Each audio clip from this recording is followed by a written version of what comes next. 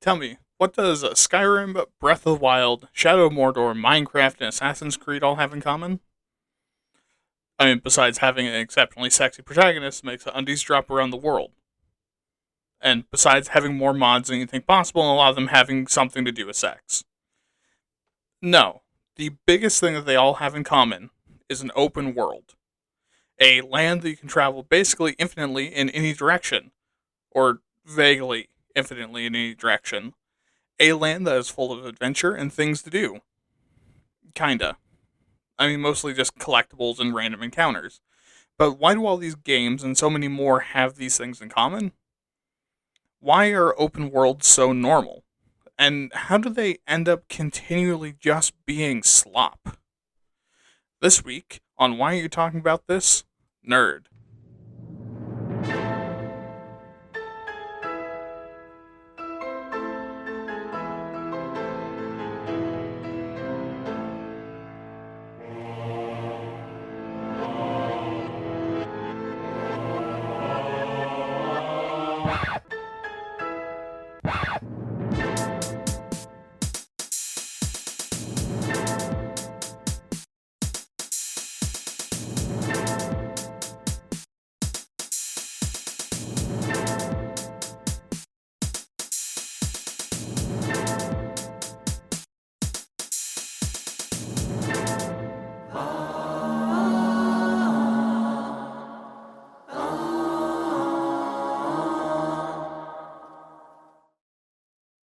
Hello, everyone, and welcome to another episode of WAYTAT Nerd. I'm your host, William, and I will be your guide through the vast and unfortunately empty plains of the open world.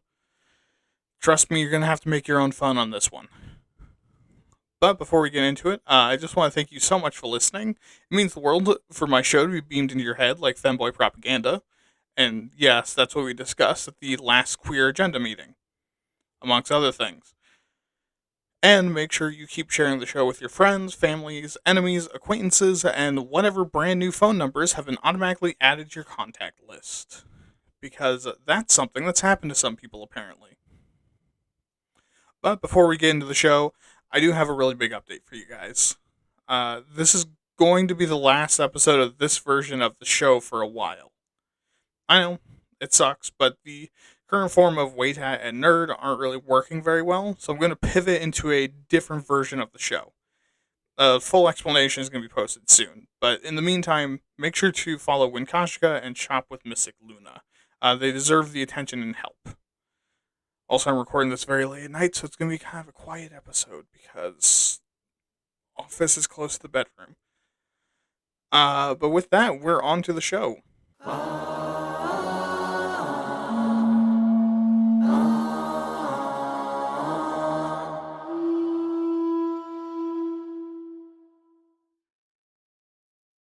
Alright, open world time. Let's start off by saying what an open world is. They're any kind of game where the player can approach the game in an open-ended style where there isn't much structure and the objectives can be beaten with free choice and in vaguely whatever order the player wants. They're non-linear and allow for free interaction and travel through the game world. But that doesn't mean that they're a sandbox. There's overlap, but not every open world is a sandbox. It's like rectangles and squares, but more autistic. The sandbox games focus more on creative efforts and oftentimes don't even have an objective. The other half of the secret sauce is create an open world. The other half of a secret sauce to create an open world game is called emergent gameplay, where the mechanics interact to create more complex reactions than what you would expect from the complexity of the mechanics. Oftentimes using things like procedural generation to achieve this, which is just using an algorithm instead of manually making every aspect of the game.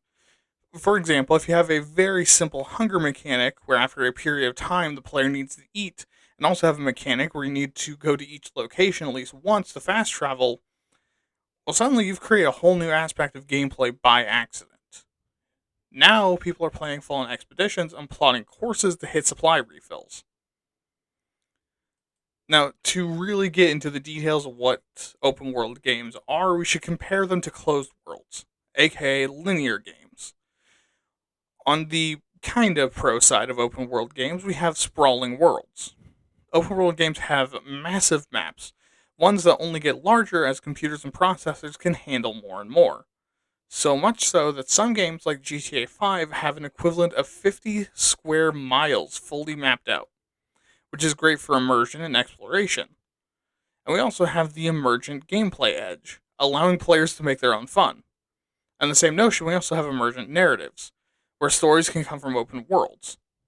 Players get to pick their friends and allies, find unique interactions, and pick rivals, like Nazim because everyone fucking hates that guy. Especially with the unfortunately now unusable Nemesis system from Shadow of Mordor, because Warner Bros. Refused to let anyone use the mechanic and they have the rights to it. It can also be as simple as, I'm going to make a city, and then the player fucking does it, assuming your game has the freedom. Or you're playing a tabletop game and can make up the rules for that. Open worlds are also massively replayable, letting players visit and revisit the game over and over and try out new paths, mechanics, and story elements. Players can do a variety of runs and try 1,000 different options. On the bad side, open world games tend to be really directionless. When you have so many options, what do? Having limitless options and no nudging or very mild nudging in a direction very well might result in choice paralysis and reduce your player's agency instead of increasing it. Which, for people who like open worlds, might even be a feature and not a bug.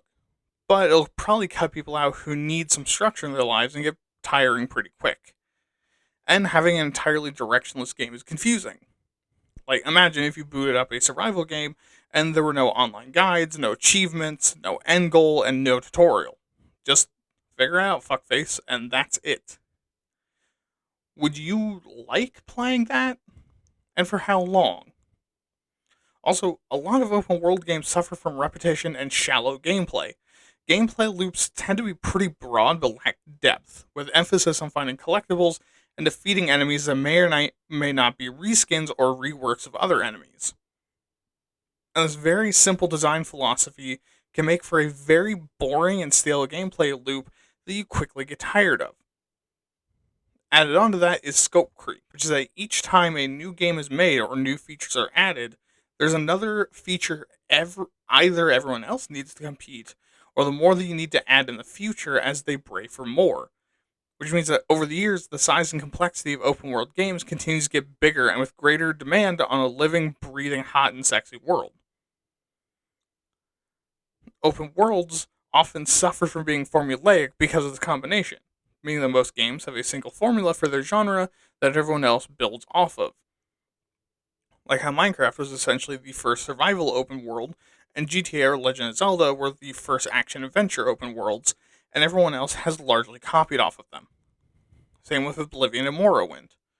Open worlds also suffer from some common things, like other aspects of the game suffering like mechanical fidelity, glitches and bugs, and performance issues. Open worlds also tend to lack important items and things that actually mean anything. And also the story tends to suffer. If all these are true, open worlds often fall flat on their face and don't attract people, because it's very easy to make something vapid, broken, and empty. Like the end of that one hentai I refused to read for obvious reasons. Closed world games, on the other hand, are focused and direct game experiences. You're able to plan everything out, meaning you have a more direct story, can choose when to introduce things, and how to balance the game.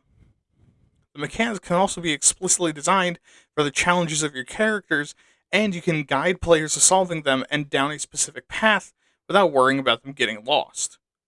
You're also able to tailor the design of the game and create a domino effect of challenges and mechanics.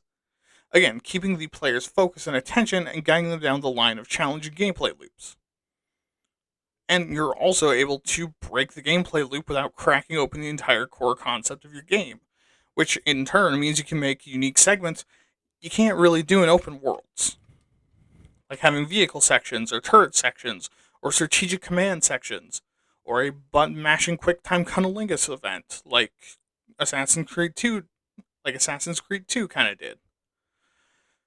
That was a very weird part of the game, and also very awkward for your mom to walk in on you playing the game to. Of course, just like Of course, just like with open worlds, there are drawbacks, like limited choice, because player choice can be extremely limited in closed worlds, which for some people is a massive turnoff and can also heavily limit how long they stay playing the game. Like if you design a 40-hour closed world game, the most someone could ever play is 40 hours. And if you don't have many of any branching paths, then players may get bored of it quickly and eventually move on. There's also a few fallacies at play here, like the value per hour fallacy, where people are convinced there's a connection between the game's size, price, and popularity. Meaning people assume they get more of a game if it's an hour per dollar, even if it's just padding. Which means that generally people want longer closed world games or open world games, which even if a shorter game would be a better experience. At the same time, closed world games also cause a detail obsession. Since there's a very big jump in criticism of mechanics and art, meaning any glitches or failures become massive. And because quality demands are so high, even the smallest glitch or bad mechanic or bug can entirely ruin a game for someone. So overall, a closed world game is looking to create a narrative that carries their game, while open world games look to create immersion to carry their games. Which is like the difference between reading and writing a book, which is where a lot of these pros and cons come from. And from the player side, a closed world game removes a lot of the pressure to make choices, letting you just play and follow the story. While open world games have a lot of pressure to make choices, which can break the immersion with indecision or frustration. But they both have benefits, and which one you make your game will depend on what you want out of the experience for players. But before that, let's go to the history section.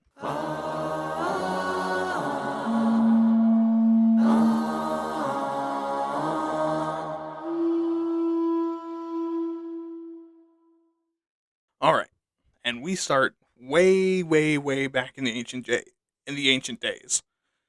1976, which was 49 years ago, but you feel old now, don't you? I remember when it was 30 years ago. I was in high school.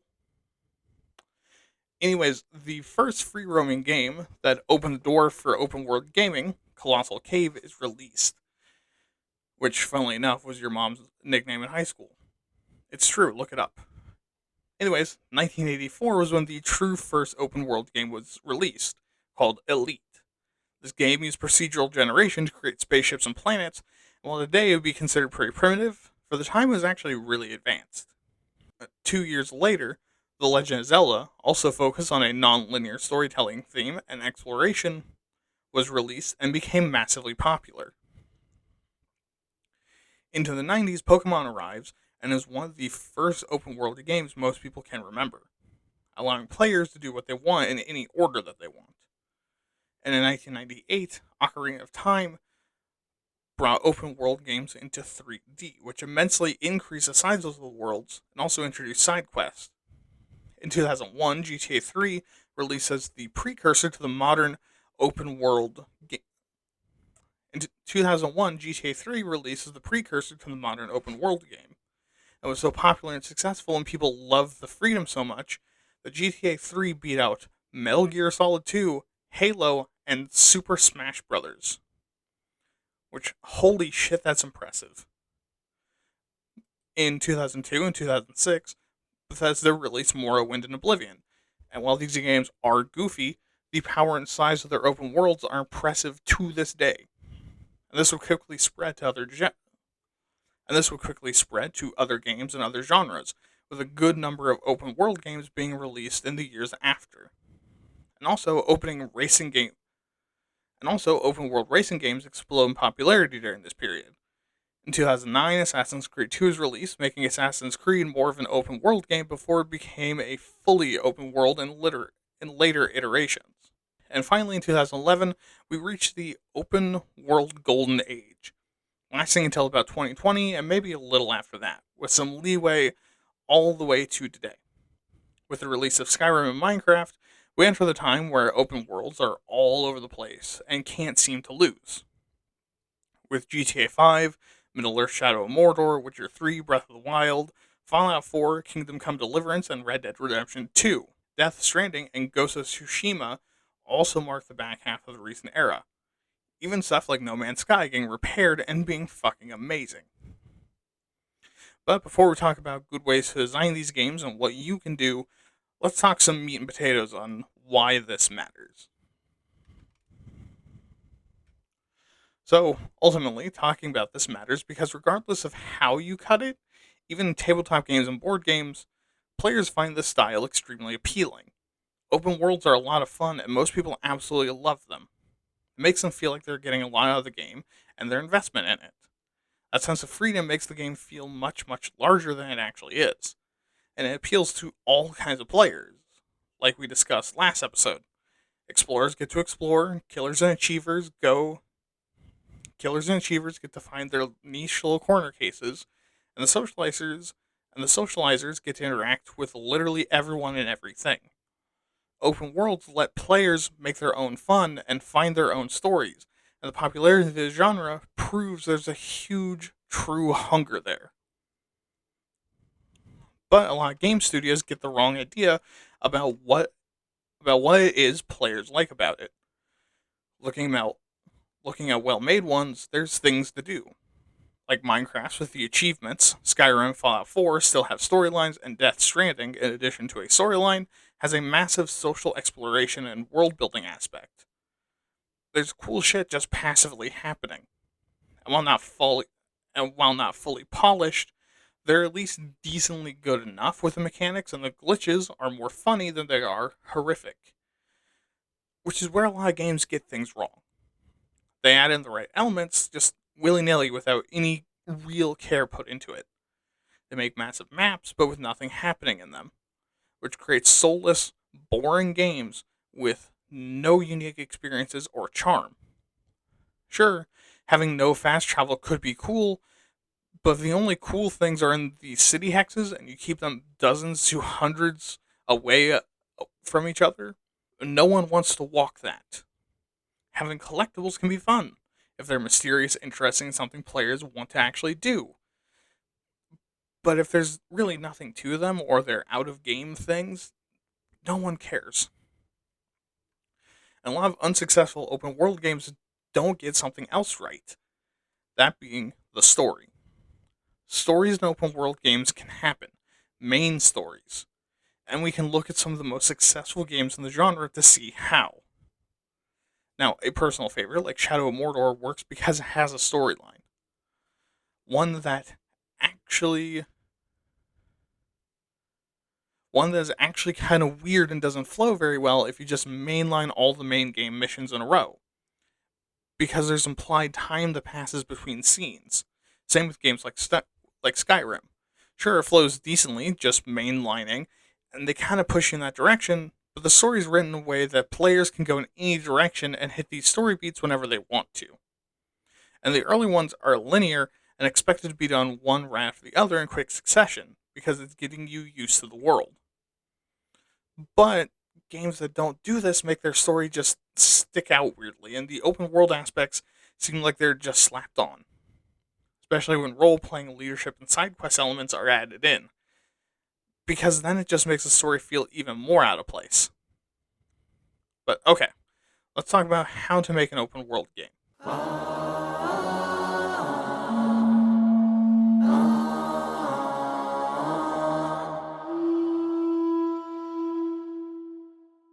There's two good ways to look at designing an open world. You can either look at it like modules or like a quilt. In the modular form, you build the features of your world and then slot them into whatever you want. Reasonably, while you make sure that they make sense. For the quilt form, you combine a patchwork of loosely defined and connected areas with their own adventures happening. Now, the second form allows you a bit more freedom and gives players the ability to travel a truly open world, as adventures are all over the place and there's open spaces to travel through. It also lets you make a very strong narrative that players can choose to interact with on their own time. And the first method allows you to have an easily traversable open world that has low stakes and low pressure, with the ability to create neat and compact stories within the game that don't overflow into the overworld. So you should choose one based on your style and story you're going for. For a game like Skyrim or your standard D&D game, the quilt method is probably better, especially because a lot of what can be written beforehand, and if especially because a lot of that can be written beforehand, and if players get sidetracked, they can go do the thing and come back, and it feels like there's an impact. But for a game like GTA, or a game where the main story is linear, but you can go about it whenever, you should go with the modular method. Because you can place a little flags of get more story here for when players get tired of exploring and doing stuff, but don't want to be taken out of the story by their character being way different from the last installment. But there is a second way to do it, which is designing based on gameplay loops, where you essentially break down the game into different levels, scenarios, or adventures, and decide how you want players to solve it from there.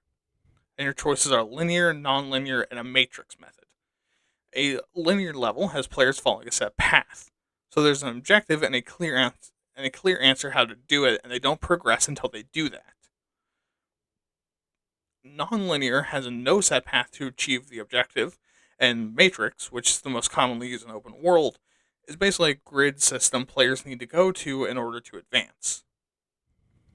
But you can use all three in open world games, using points of interest in the game's core skill loop to give players along the story and also explore. And make sure you have at least 2 to 3 available to players at all times. So what does this mean? Well, what you do is first set up your world map in such a way where players can navigate to and are aware of those points of interest. Make the navigation test the player's skills in a different way from the other points of interest. Players check their skill against the navigation to get a challenge that is related to the skill it's testing, serving as an escalation of the skill loop. And when they finish, they've essentially shown their skill to the mechanic. And from that point of interest, have 2 or 3 more, with at least one being a higher level of the mechanic they just tested. In doing this, you can basically just populate the entire map and have a pretty interesting world. But, yeah, that's it. So let's get out of here.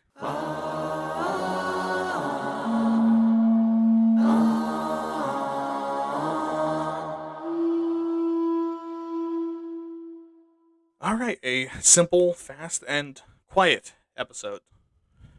But hey, we need that sometimes. Anyways, if you have opinions, advice on how to make the show better, your favorite open worlds, why your hentai MMORPG needs an open world, and no, it fucking doesn't, and really anything else you want to tell me, make sure to email me at waytatpods@gmail.com. That is WAYTATPODS@gmail.com. Remember to check out my other podcast, Waytat, where I do basically the same thing, but with stuff that's a lot less hopeful, honestly. And also, remember to follow me on Twitter at waytat_pods for more episode announcements. Have a good night, don't murder, have fun, and remember, even if your game doesn't have an open world, you do. This has been Why Are You Talking About This Nerd? I've been your host, William. Good night.